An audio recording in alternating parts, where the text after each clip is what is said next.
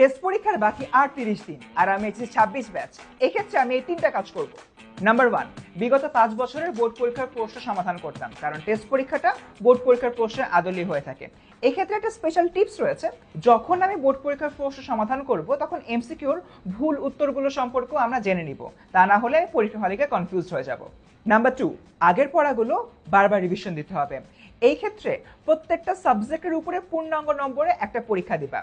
এতে করে তুমি বুঝতে পারবা কিছু টপিক তুমি রয়েছে খুব ভালো পারছো, কিছু টপিক রয়েছে মোটামুটি পারছো, কিছু কিছু টপিক রয়েছে একদমই পারছো না। যেগুলো ভালো এবং মোটামুটি পারছো টেস্ট পরীক্ষার আগে শুধুমাত্র সেগুলো রিভিশন দিবা, আর যেগুলো পারছো না ওরা টেস্টের পরে দেখা যাবে।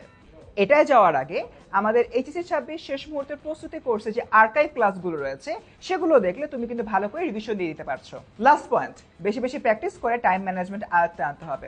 বাংলার প্রথম পত্রে টোটাল 7টা সিকিউ লেখার জন্য তুমি সময় পাচ্ছ 150 মিনিট, অর্থাৎ একটা সিকিউর জন্য সর্বোচ্চ সময় হচ্ছে 20 থেকে 21 মিনিট। এই ক্ষেত্রে তুমি যদি বাসায় বেশি প্র্যাকটিস না করো তাহলে এই কম সময়ের মধ্যে সিকিউ লিখতে পারছো না। তাহলে উপায় কি? বাসায় বেশি বেশি প্র্যাকটিস করে একটা সিকিউ 20 মিনিটেরও কম সময় লেখার অভ্যাস গড়ে তুলতে হবে। সো স্টুডেন্টস, কমেন্টে এবার জানিয়ে দাও তোমার একটা সিকিউ লিখতে কত সময় লাগছে, আর টেস্ট পরীক্ষার আগে এই সাজেশনগুলো মনে রাখতে এই ভিডিওটি এখনই সেভ করে ফেলো।